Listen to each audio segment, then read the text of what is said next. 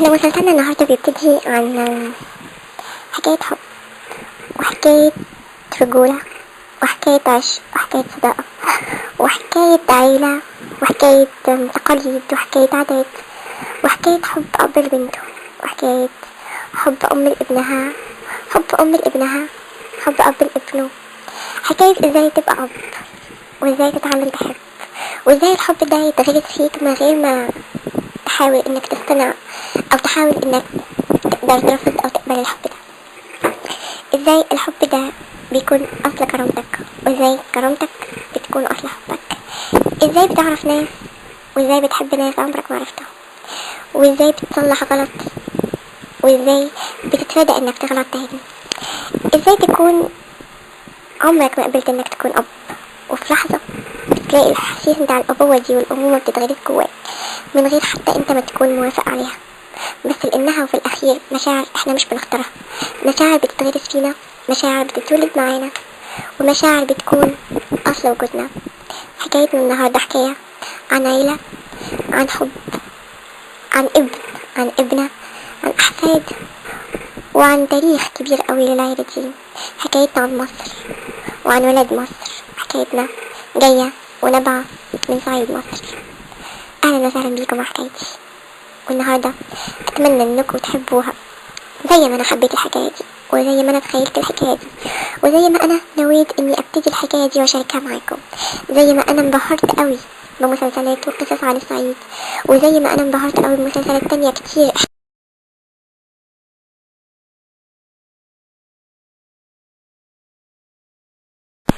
حكايتنا بتبتدي من قرية اسمها قرية الملاوية. طبعا القرية دي نبع من خيال خاص وما فيش اي اساءة لاي حد من الصعيد ولا لاي حد من مصر، بس تفاديا لاي مشاكل او اي حاجة، فان القرية دي نبع من تفكيري الخاص ومن خيالي الخاص، واكيد مع احترامي لكل الناس من الصعيد، مع احترامي لكل حد مفيش اي اساءة، وبعتذر عن اي اساءة هتورد لو وردت بدون اي قصد. فحكايتنا النهاردة هتبتدي من صعيد مصر. القرية دي اسمها قرية الملاوية، والقرية دي قرية مليانة بكل ما يحلم به المرء انه يكون. قرية ناسها بيحبوا بعض، قرية عايشة في خير وسعادة، قرية كلها خضرة، قرية كلها أحلام، قرية قريبة من الآثار، قرية مليانة بكل ما يتمناها المرء.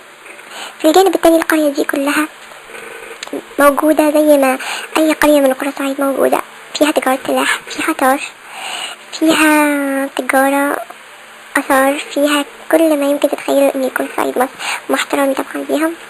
بس القرية دي عبارة عن تشكيلة غريبة أوي من الناس. في القرية دي بيوجد راجل واللي هو زعيم القرية دي. نقدر نقول إنه عائلة الراجل ده عائلة معروفة أوي من قديم الزمان، والعائلة دي هي اللي تأثر القرية دي وكان ليها الاحترام الكبير أوي في القرية دي.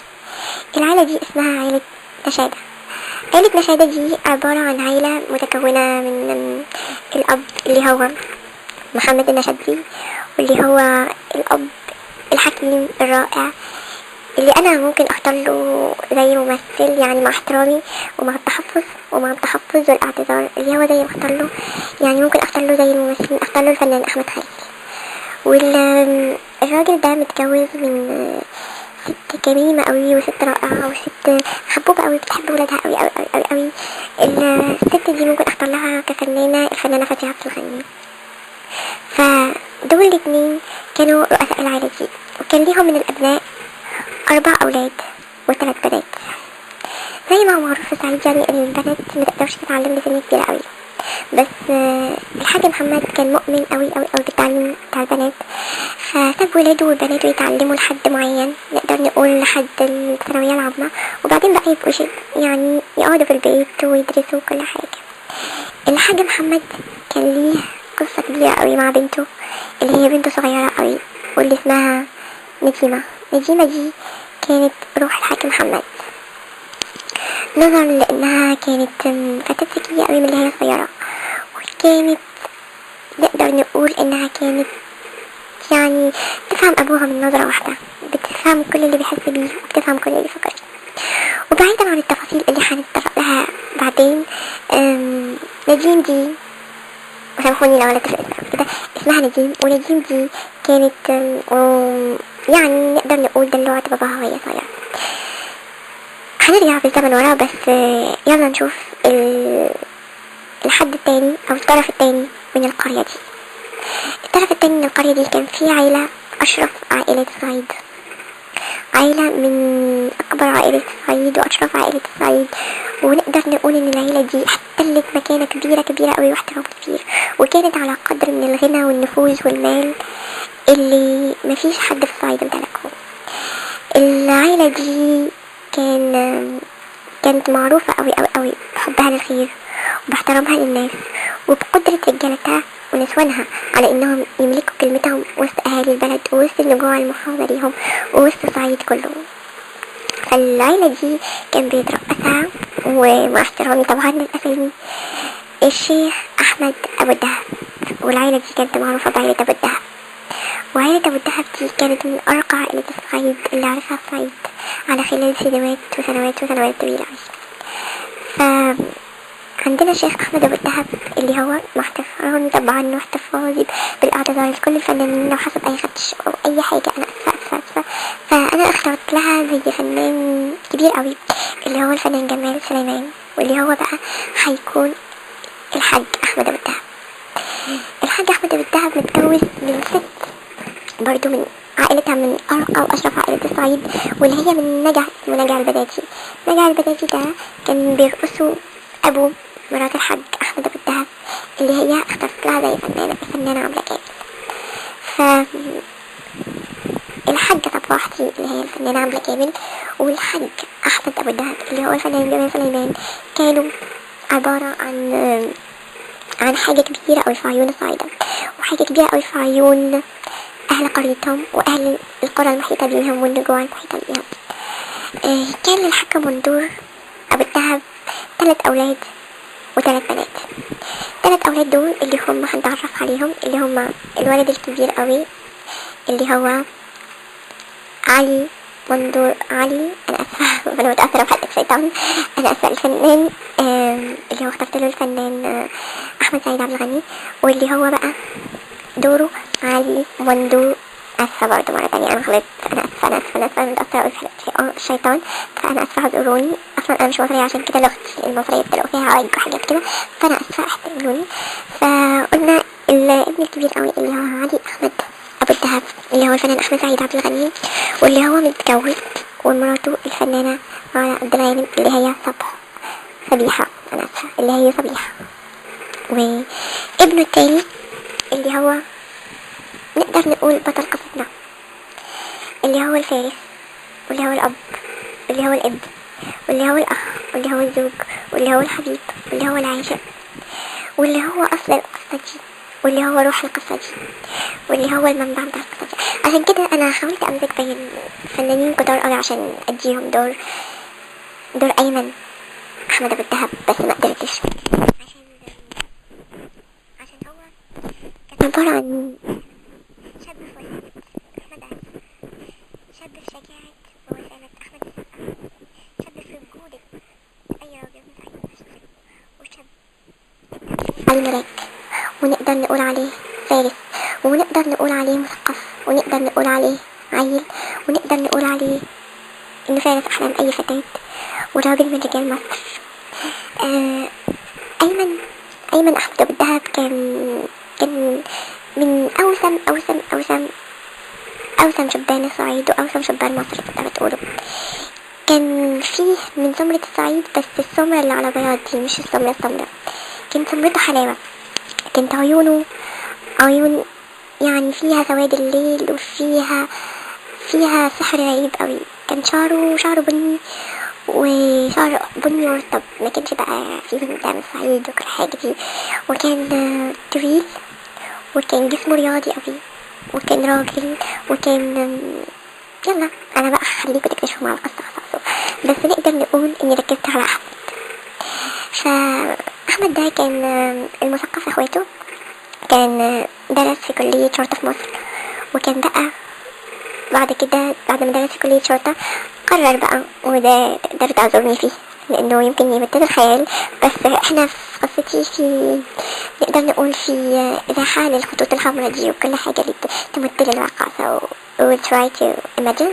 أنا أسفة، بس نقدر نقول إن أحمد ده كان أنا أسفة أيمن ده يعني اعذروني، أنا لسه مبتدئة في القصة فاعذروني. فقلنا أيمن ده كان انضم للجيش وقتها، وبعد كده بقى قرر ايه انه ينضم للجيش. فكان في واحدة في الجيش مهتمة بقى ايه بكل ما هو اسمها وحدة مكافحة الإرهاب والسلاح والتجارة المخدرات بقى.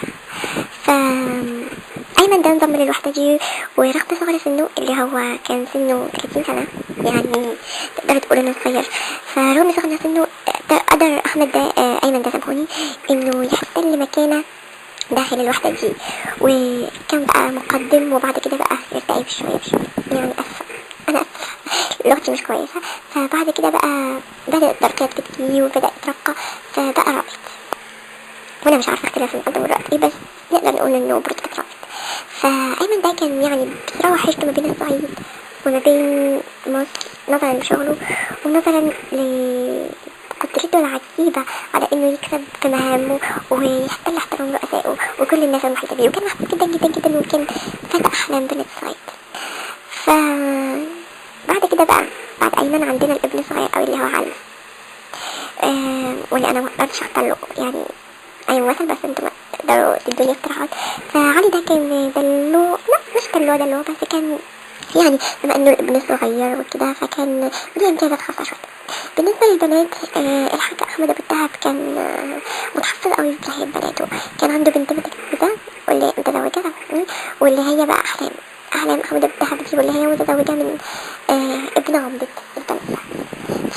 وكان عنده بنتين تانيين اللي هم نجاة وسعيدة، واللي هما الاثنين كانوا مش متزوجات، واللي هما كانوا يعني نقدر نقول محدودات التعليم.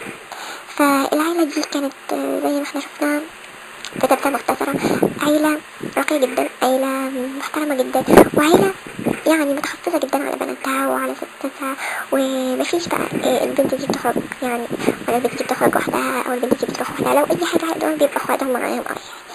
فنقدر نقول كان لهم من الغفر، وكان لهم من الناس اللي بتخدمهم كتير قوي، وكانوا معروفين على مصر، وكان ليهم أعمال في مصر والسياسيين يعني بيعرفوا يجي الأعمال، بيعرفوا ناس كتير. فدي نبذة بقى مختصرة والقرية اللي هي بتحبهم واللي هنتعرف على شخصياتها بعد كده. طولت عليكم صحيح، بس يعني كنت عاوزة أحط إطار القصة، فسامحوني أنا مبتدئة في القصة، يعني عمري ما كتبت قبل كده قصة أو بس اختار لي الفكرة دي، فكنت عاوزة أشاركها معاكم. فنقدر نقول مرجعنا بالراجع لأبطال القصة دي، مرجعنا بالراجع أبطال القصة دي اللي هم نديم وأيمن، ومرجعنا بالراجع إلى 18 سنة فاتت. من 18 سنة كانوا العائلتين دول اللي هم عائلة نديم، عائلة الشيخ محمد وعائلة الشيخ أحمد، كانوا قريبين من بعض قوي، يعني نقدر نقول إنهم كانوا نسايب وحبايب وقرايب وكل حاجة، وكانوا ميقطعوش الزيارات عن بعضهم، وكانوا العائلتين دول في قمة التحابب. كانت نديم عمرها وقتها 12 سنة، وكان أيمن عمره 12 سنة برضه. كانت نديم بتدرس في المدرسة، وكان أيمن برضه بيدرس في المدرسة، وكانوا الاتنين بيلعبوا مع بعض وصحاب وكل حاجة. في يوم كانت نديم راجعة من المدرسة، وكان في القرية دي ست عندها بيت، بس الست دي كانت دايما عايشة وحيدة، كانت بتكره ناس القرية أوي، كانت بتكره عائلة أبو الدهب أوي، وكانت بتكره عائلة النشاد أوي، وكانت نفسها إنها تنتقم منهم بأي شكل، لأنها وفي نظرهم كانوا عندهم كل حاجة وهي ما كانش عندها حاجة. وفي يوم كانت نديم راجعة من المدرسة، وكانت الدنيا مطر أوي أوي أوي أوي، وكان أخو نديم اتأخر على إنه يروح بيها من المدرسة زي هي العادة، فقررت نديم وخوفا من المطر إنها تروح، وفي طريقها لقيت أيمن، وزي ما قلنا كلنا بنعرف إن العيلتين كانوا صحاب قوي، فهي ادت أمان لأيمن وقررت تروح معاه. وهم مارين من جنب بيت الست دي ندهت عليها وقالت لهم طب ما تيجوا بقى، تيجوا من المطرة دي، تعالوا هنا ارتاحوا شوية وبعدين يلا تنتهي المطرة وتقدروا تروحوا بيتكم. فنديم خافت ورفضت، بس أيمن قال لها يعني كانوا عيال، وقال لها يلا بقى المطرة دي يعني احنا ممكن الواد يجرفنا أو أي حاجة، فيلا نستخبى هنا. بعد كده بقوا كل ما يروحوا من المدرسة بيعدوا على الست دي، 3 أشهر وهم بقوا صحاب وكل حاجة مع الست دي.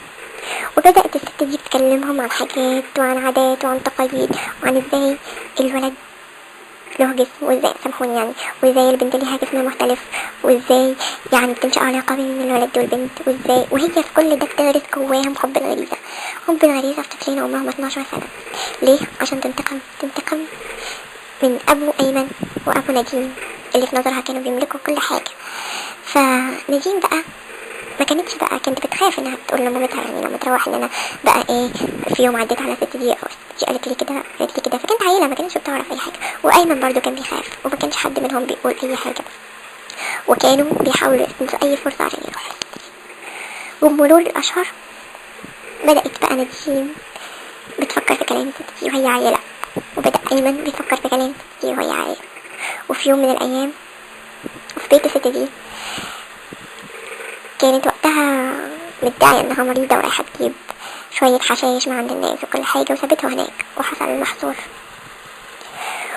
والاتنين كانوا عايلين يعني ما كانوش يعرفوا يعني ايه بقى العلاقة بين الراجل والست، ويعني ايه اللي حصل ده. كانوا فاكرين كل ده لعبة، وكل ده يعني اقتناعهم بفكرة الست دي انهم يعني بيلعبوا وبيحاولوا ما يكتشفوا ايه ورا كلام الست دي وكل حاجة، وهي صديقتهم وهي حبيبتهم وكل الحاجات دي. بعد كده بقى بعد ما حصل ده نجيم خافت قوي، ما بقتش فاهمة ايه اللي حصل، ولا ايمن كمان بقى فاهم ايه اللي حصل. والاتنين قرروا يبعدوا عن بعض، وبقوا الاتنين يعيشوا في عزلة كبيرة قوي عن الناس وعن كل حاجة بعد ما حصل ده. وبقوا بقى الاتنين بيروحوا للست دي وبيقولوا لها يعني كل واحد على ايه اللي حصل واحنا مش فاهمين يا خالتي، يعني ايه احنا بنلعب ولا ايه ده اللي حصل. فالست دي بتقنعهم ان كل ده يعني لعبة وان كل ده عادي وكل حاجة. يعني مرت الحكاية دي عليها تقريبا 3 أشهر، وبدأت نجيم في الأسبوع ده بتحس بدوها وبتحس انها عاوزة ترجع. فمامتها اللي هي فنانة هجاء في الغني يعني ما فهمتش الحكاية، كانت فاهمة ان البنت يعني بنتها عمرها 12 سنة عيلة مش اي حاجة، ومنايلة بيجي ومتخرجش وحدها وكل حاجة. فكانت معتقدة ان دي مريضة او اي حاجة. فراحت بقى ايه نادها لأم حسن، وأم حسن دي مستبركة في القرية وهي بتعرف يعني كل حاجة وبتداوي العيال وبتداوي كل حاجة. فنادت لها طب انا كده اسفة مضطرة اني اقطع القصة، ولو عجبتك القصة انا ممكن اكمل، ولو ما عجبتكوش برضو يعني ممكن تقولوا لي اني ما كملتش، وانا اسفة لو ازعجتكم، واسفة لو يعني خيالي راح بألم او جرح لأي فنان من الفنانين. انا اسفة صدقوني بحبكم قوي، وانا اسفة لأي حد